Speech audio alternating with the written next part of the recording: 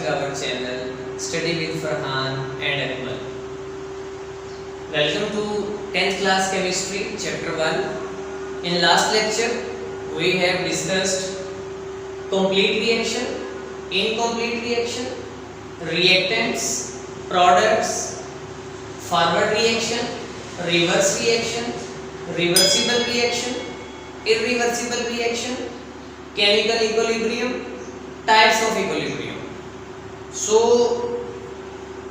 थोड़ा सा रिपीट कर देता हूँ ताकि आप लोगों के लिए इजी हो जाए.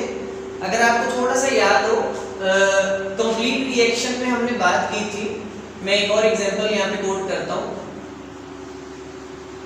मीथेन जो कि गैस है, जिसे हम सुई गैस के नाम से भी जानते हैं इन पाकिस्तान. मीथेन गैस जो कि हमारे घरों में आ रही है, हम कुकिंग के लिए यूज कर रहे हैं. ऑक्सीजन के साथ हवा में, हमारे उस किचन में जो ऑक्सीजन मौजूद है, इस एयर के अंदर जो ऑक्सीजन है, तो ये गैस उस ऑक्सीजन के साथ रिएक्ट करती है. तो इसके नतीजे में हमारे पास carbon dioxide gas plus water, ये दो चीजें जो हैं वो बनती हैं. इसके साथ third one is heat produce होती है. हम लोग एक्चुअल इस हीट की खातिर ये सारा काम करते हैं. हमें ये मीथेन गैस जो है, इसको जलाने की ज़रूरत क्यों आती है? ये कोई भी ऑर्गेनिक कंपाउंड आप जो है जलाएं, अगर वो इन दी प्रेजेंस ऑफ ऑक्सीजन किसी ऑर्गेनिक कंपाउंड को बर्न किया जाए तो याद रखिएगा इस कंबशन प्रोसेस में हीट प्रोड्यूस हुआ करती है. तो साथ में ये दो बाई प्रोडक्ट्स हैं, इनकी हमें ज़रूरत नहीं है. तो कार्बन डाइऑक्साइड गैस हवा के अंदर जाना शुरू हो जाएगी. ऑक्सीजन आप हवा से ले रहे थे, ये मीथेन गैस इस ऑक्सीजन के साथ रिएक्ट करती है और कार्बन डाइऑक्साइड गैस जो है वो बनती है और वो हवा में चली जाती है. और वाटर जो है वो वेपर फॉर्म बन के वो भी हवा में चला जाएगा. हमें जस्ट हीट चाहिए जिससे हम अपने बाकी काम करते, कुकिंग वगैरह कर रहे हैं. तो देखिए ये दोनों चीजें हवा में चली जाएंगी, तो इनको पकड़कर दोबारा लाएंगे तो नहीं. तो होगा क्या, आपकी मीथेन गैस इस ऑक्सीजन की मौजूदगी में बर्न होती जाएगी और फाइनली ये जो भी जितनी भी अमाउंट में आएगी ये इसके साथ ऑक्सीजन के साथ बर्न होगी, रिएक्ट करेगी और ये कंप्लीटली चेंज इनटू प्रोडक्ट्स. तो हमने बात की थी कि the substances that react to form another या न्यू सब्सटेंसेस, तो हम उन्हें रिएक्टेंट्स कहते हैं. First of all complete reaction को अगर आप देखें तो ये रिएक्शन कंप्लीट हो जाएगा. मतलब ये गैस हवा में जाएगी तो क्या होगा कि ये प्रोडक्ट बन के हवा में जा रहे हैं. तो अब आपके पास ये रिएक्टेंट्स जो हैं ये फॉरवर्ड तो जा रहे हैं लेकिन इनका रिवर्स आने का यहाँ पे कोई चांस नहीं है. तो ऐसा रिएक्शन जिसमें प्रोडक्ट्स दोबारा से रिएक्टेंट्स नहीं बनाते, हम उन्हें क्या कहते हैं?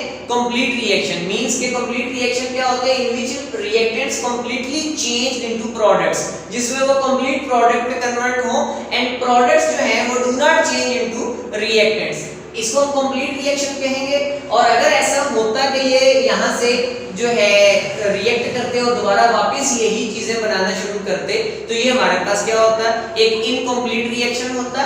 तो लिहाजा उसके लिए हमें डबल एरो साइन हम शो कर देते हैं. और एक और बात इसी रिएक्शन से कि कंप्लीट रिएक्शन हो गया, और दूसरी बात रिएक्टेंट्स का रिएक्ट करते हुए product banana, it's a forward reaction. ये रिएक्टेंट्स है जो प्रोडक्ट बना रहे हैं, रिएक्टेंट्स का प्रोडक्ट्स में कन्वर्ट होना, ये क्या है? Forward reaction. और अगर कभी ऐसा हो कि आपके प्रोडक्ट्स जो हैं वो दोबारा रिएक्टेंट्स की तरफ आना शुरू कर दें ड्यूरिंग अ रिएक्शन, तो आप क्या देखेंगे कि ये एक रिवर्स, जाहिर है ये फॉरवर्ड था, इनका वापस आना ये रिवर्स होगा, तो ये रिवर्स रिएक्शन हो जाएगा. सो अगर दोबारा से प्रोडक्ट्स रिएक्टेंट्स में नहीं आएंगे तो इसका मतलब है रिएक्शन कंप्लीट हो जाएगा और ये कंप्लीट रिएक्शन होगा. अगर वो दोबारा वापस आते हैं, प्रोडक्ट्स दोबारा रिएक्टेंट्स में कन्वर्ट होते हैं, तो ये रिवर्स रिएक्शन भी होगा और ये इनकम्प्लीट भी होगा. और ये रिएक्टेंट्स हैं, दीज आर प्रोडक्ट्स हैं. उसके बाद फॉरवर्ड रिएक्शन हो गया, इनका यूं वापस आना, अगर ये आते हैं सपोज, तो ये रिवर्स रिएक्शन होगा. अभी हम फर्दर एग्जांपल्स कोट करूंगा यहाँ पे. उसके बाद रिवर्सिबल रिएक्शन, ऐसे रिएक्शंस जिसमें प्रोडक्ट्स दोबारा से रिएक्टेंट्स में कन्वर्ट हो सकते हो, उसे हम रिवर्स रिएक्शन कहते हैं. और ऐसे रिएक्शंस जिसमें प्रोडक्ट्स दोबारा रिएक्टेंट्स में कन्वर्ट ना होते हो, उन्हें हम लोग इररिवर्सिबल रिएक्शंस कहते हैं. फिर हमने जो है बात की थी केमिकल इक्विलिब्रियम. जो रिवर्सिबल रिएक्शंस होते हैं उनमें क्या होता है, प्रोडक्ट रिएक्टेंट्स प्रोडक्ट्स बनाते हैं, प्रोडक्ट्स रिएक्टेंट बनाते हैं।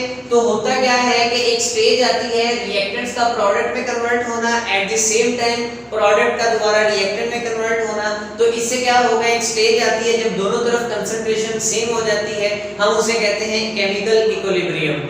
और फिर हमने बात की थी कि अगर ये रिएक्शन स्टॉप हो जाए, दोनों तरफ कंसंट्रेशन इक्वल हो जाए और रिएक्शन स्टॉप हो जाए, तो ये हो जाएगा static equilibrium. Types of equilibrium में हमने देखा। फिर उसके बाद हमने देखा था कि अगर जो है रिएक्शन स्टॉप ना हो, जस्ट क्या हो कि फॉरवर्ड और reverse reaction at the same rate take place होते रहें, तो उसको हम लोगों ने नाम दिया था डायनामिक इक्विलिब्रियम। तो ये थी लास्ट लेक्चर की कुछ बातें। तो आज हम कुछ एक्सप्लेनेशंस फर्दर जो है यहाँ पे करेंगे। एक एग्जांपल आपने ये देखा कि जिसमें कंप्लीट रिएक्शन हो गया हमारे पास, ये कंप्लीट रिएक्शन की एक एग्जांपल यहाँ पे हम ले रहे हैं। अगर मैं यहाँ पे एक और एग्जांपल कोट करूं आपके पास, दैट इज कंप्लीट रिएक्शन। मैं यहाँ पे ये कंप्लीट रिएक्शन की एग्जांपल ले रहा हूँ। इसी रिएक्शन से आपने देखा कि हमने रिएक्टेंट्स भी देख लिए कि these are reactants, the substances that react to form new substances are called reactants, newly formed substances during the reaction are called products. Okay, अब मैं एक और एग्जांपल कोट करता हूँ यहाँ पे, इनकम्प्लीट रिएक्शन। अब इनकम्प्लीट देखिए इसका नेम इंडिकेट कर रहा है ना कि रिएक्शन कंप्लीट नहीं होगा। इनकम्प्लीट रिएक्शन में क्या करेंगे हम, अब इसके लिए कोई और एक एग्जांपल यहाँ पे कोट कर लेते हैं। इनकम्प्लीट रिएक्शन में देखिए हम यहाँ पे हाइड्रोजन गैस जो कि गैस फॉर्म में है, प्लस आप आयोडीन लेते हैं, तो आप इन दोनों को यहाँ से क्या करते हैं, रिएक्ट करवाते हैं, तो आपके पास क्या बनता है, हाइड्रोजन आयोडाइड बनता है। ये आयोडीन है जो कि पर्पल कलर का होता है। तो क्या होगा कि जब ये रिएक्ट करेंगे तो एक बिल्कुल नई सब्सटेंस बनेगी, पर्पल कलर जो है वो खत्म हो जाएगा। तो आप देखेंगे कि क्या हुआ कि एक रिएक्शन हो गया। रिएक्शन होने के लिए कैसे पता चलता है कि कोई रिएक्शन प्रोसीड हुआ है, उसके लिए क्या चीज होती है, कलर चेंज हो सकता है, टेम्परेचर चेंज होगा, किसी गैस की एवोल्यूशन, कोई गैस इवॉल्व होगी, इसी के साथ साथ जो है वो कुछ वेपर्स फॉर्म आपको नजर आएंगे, कुछ आपको वहां पे स्मोक सा बनता हुआ नजर आएगा। ऐसा कुछ भी होता है तो इट मींस कि वहां पे कोई केमिकल रिएक्शन हो रहा है। सो इसके साथ अगर मैं यहाँ पे इसको थोड़ा सा आपको एक्सप्लेन कर दूं, तो देखें आपके पास क्या चीज है कि आपके पास जो है वो आप एक फ्लास्क लें, उसके अंदर आप क्या करें, आप इसके अंदर जो है वो आयोडीन गैस, आयोडीन ऐड कर दें। आयोडीन, ठीक है, जो कि एक हमारे पास फैमिली है, कौन सी फैमिली है, हैलोजन फैमिली का मेंबर है। आयोडीन आपने यहाँ पे ऐड किया इस फ्लास्क के अंदर। आयोडीन जो है इसका कलर क्या था, पर्पल कलर था। ये आयोडीन के मैं कुछ बबल्स बना देता हूँ यहाँ पे सपोज। तो ये क्या चीज है, दैट इज आयोडीन, और ये क्या है, पर्पल इन कलर है। इसका कलर कौन सा है, पर्पल कलर है।